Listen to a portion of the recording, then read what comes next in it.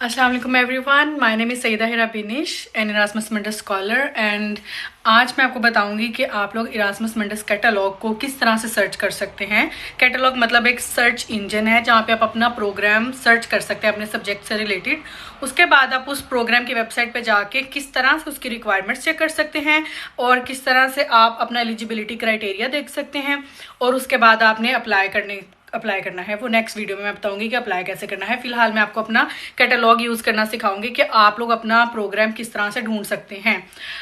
और इसकी रीज़न ये है कि बहुत सारे बच्चों का मुझे ये सवाल आता है कि हम अप्लाई तो करना चाहते हैं मगर हमें वेबसाइट से यूज़ नहीं करनी आती। हम वेबसाइट खोलते हैं, थोड़ी देर सरदर्द स्टार्ट हो जाती है थोड़ी देर में और उसके बाद हम बंद कर देते हैं। तो आज मैं आपको खोल के वेबसाइट्स और सारा प्रोसीजर बताऊंगी। मैं लैपटॉप पे स्क्रीन रिकॉर्डिंग करूंगी और यहाँ पे लगा दूंगी, तो देख लीजिए। सबसे पहले मैं गूगल खोल के गूगल क्रोम, तो यहाँ पे मैं लिखूंगी इरास्मस मंडस कैटलॉग 2025। यहाँ पे बहुत सारे ऑप्शंस आते हैं मगर मैं एक खोलूंगी इसमें से। ये ऑफिशियल कैटलॉग आई थिंक नहीं खुला था मुझसे मगर ये भी चल जाएगा।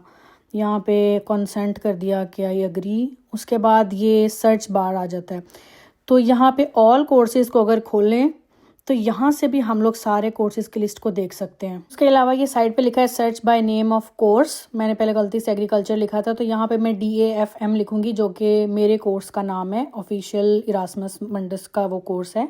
तो उसके बाद एक्सप्लोर किया तो नीचे उसने ये वाला कोर्स खोल दिया, ठीक है, DAFM इरास्मस मंडस प्रोग्राम। उसके बाद ये ऐड आ गया, इसको वैसे ही क्रॉस किया और ये जो है ना DAFM की डिटेल खुल गई। यहाँ पे पूरी नीचे डिटेल्स दी होती हैं, ऐड को मैं क्रॉस कर दूंगी। यहाँ पे प्रोजेक्ट स्टेटस की जगह पे स्टार्टिंग डेट दी हुई है और एंडिंग डेट दी हुई है कि कब से इसकी फंडिंग स्टार्ट हुई और कब इसकी फंडिंग ख़त्म होगी। उसके बाद यहाँ पे अगर नीचे चले जाएं तो ऑफिशियल वेबसाइट का ऑप्शन आता है कि how to apply for Erasmus Mundus DAFM programme, और यहाँ से ऑफिशियल वेबसाइट खुल जाएगी। तो अब मैंने इसकी ये ऑफिशियल वेबसाइट खोल ली है। अब ऑफिशियल वेबसाइट खोलते ही सबसे आगे इसका होम पेज आएगा, ठीक है। इसको आप अच्छे से एक्सप्लोर कर सकते हैं, इसके बारे में डिटेल्स यहाँ पे लिखी हुई हैं। उसके बाद अगर हम ये खोलें प्रोग्राम के अंदर जाके प्रॉस्पेक्ट्स आफ्टर ग्रेजुएशन, तो ये बताता है कि ग्रेजुएशन के बाद हम कहाँ कहाँ पे एलिजिबल होंगे जॉब करने के लिए, कहाँ पे हम काम कर सकते हैं।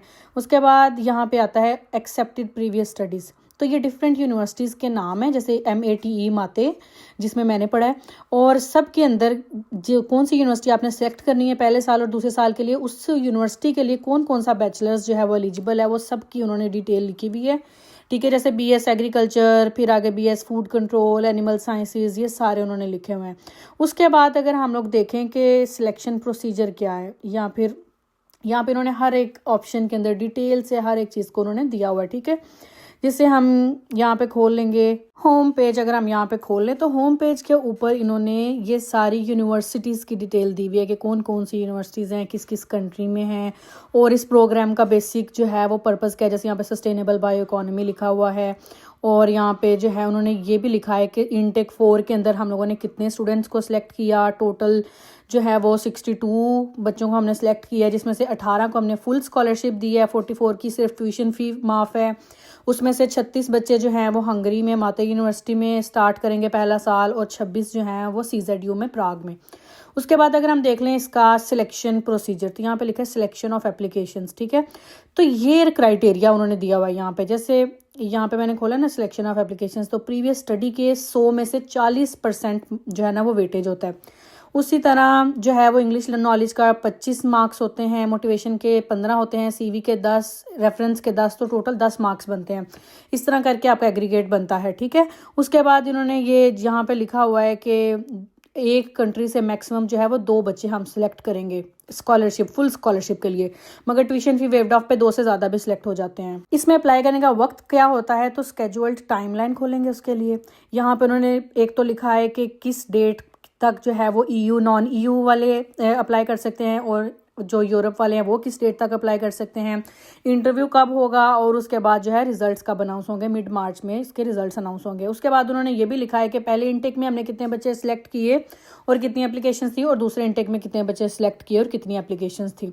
उसके बाद जो है वो यहाँ पे अगर हम खोलें कि डिसीजन, तो ये डिसीजन कैसे करते हैं, तो उन्होंने वो भी लिखा हुआ है कि अगर आपको हमारा फाइनल डिसीजन नहीं लगता कि इन्होंने ठीक नहीं किया तो आप अपील भी कर सकते हैं कि आप दोबारा से मेरी एप्लीकेशन चेक करें अगर आपको लग रहा है कि मैं एलिजिबल था। और ये प्री चेक है।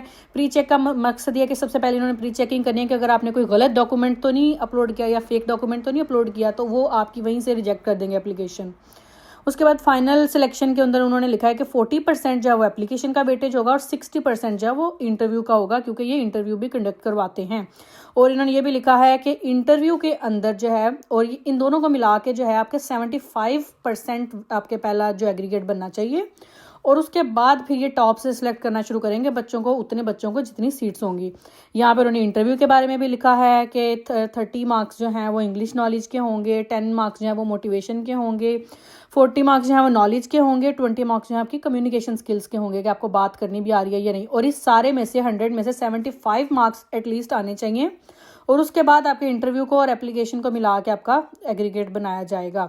उसके बाद अगर आपको फिर भी कोई बात समझ नहीं आती तो यहाँ पे उन्होंने कांटेक्ट भी दिया होता है। यहाँ पे आप अपना नाम लिख के, अपना ईमेल लिख के इनको वो भी कर सकते हैं कि भाई हमें ये बात की समझ नहीं आई तो आप हमें ये बात समझाएं। उसके बाद ये जो है हाउ टू अप्लाई के अंदर इन्होंने एप्लीकेशन क्राइटेरिया पूरा डिटेल में दिया होता है, जैसे कि बैचलर्स के अंदर आपके कितने क्रेडिट आवर्स किस सब्जेक्ट के होने चाहिए, आपका जीपीए कितना होना चाहिए या परसेंटेज कितनी होनी चाहिए, आपका इंग्लिश का लेवल क्या होना चाहिए।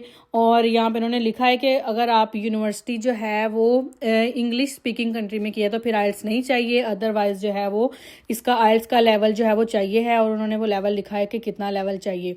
उसके बाद जो है उन्होंने कुछ यूनिवर्सिटी की स्पेसिफिकेशन लिखी है, जैसे कि जिन बच्चों ने बोकू यूनिवर्सिटी के अंदर सेकेंड ईयर करना है तो उनके लिए आइल्स की जो है रिक्वायरमेंट वो कंपलसरी है। उसके बाद उन्होंने नीचे जो है लिखा है कि आप किस तरह से होम पेज के ऊपर अपनी एप्लीकेशन को सबमिट कर सकते हैं।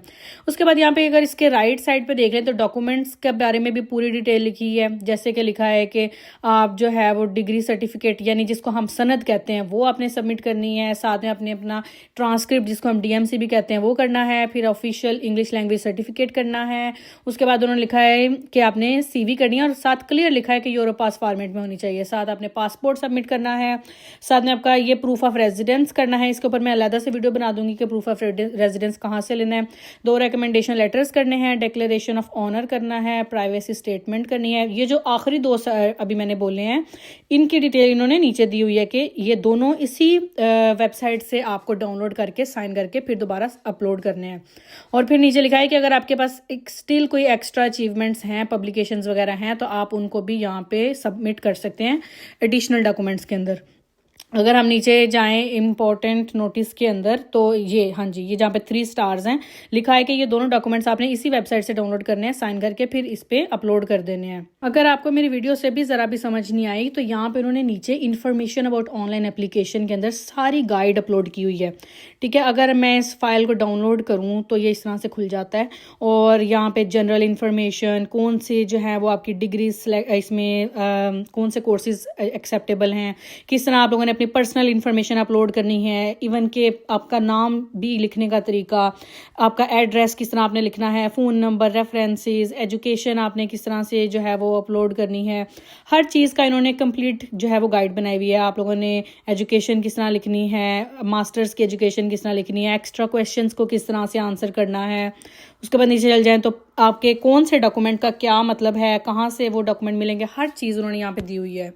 जी, तो ये एक प्रोग्राम पे मैंने वीडियो बनाई है, इसी तरह से आप बाकी प्रोग्राम्स में भी अप्लाई कर सकते हैं। अगर आप इस वीडियो को ध्यान से देखें, हर प्रोग्राम को आपने इसी तरह कैटलॉग से मेन ऑफिशियल वेबसाइट पे चले जाना है, वहाँ से उसकी एलिजिबिलिटी क्राइटेरिया चेक कर लेना है, सिलेक्शन प्रोसीजर चेक कर लेना है, आपने स्केड्यूल टाइमलाइन चेक कर लेनी है, और उसके बाद आपने डॉक्यूमेंट्स देख लेने हैं कौन से चाहिए, और उसके बाद आप अप्लाई कर सकते हैं। और अगर आपको स्टिल समझ नहीं आती तो आप नीचे कॉमेंट कर सकते हैं, और नेक्स्ट वीडियो के अंदर मैं बताऊँगी कि CV जो है वो अच्छी आप किस तरह से बना सकते हैं। और CV मुझे लगता है बड़ा एक इम्पॉर्टेंट डॉक्यूमेंट है जो कि स्कॉलरशिप के लिए चाहिए। तो subscribe my YouTube channel and और क्या कहते हैं, like, share, subscribe, comment. Bye.